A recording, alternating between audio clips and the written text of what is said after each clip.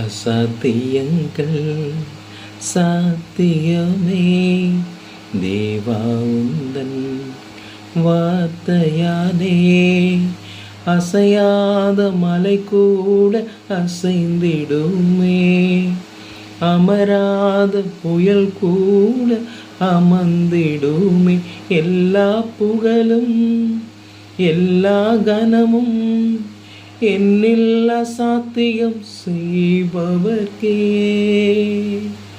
எனக்காய் நிற்கும் இயேசுவுக்கே, எனக்காய் பேசும் இயேசுவுக்கே நான் எடுத்த தீர்மானங்கள் ஒன்றன் பின்னால் தோற்றனவே.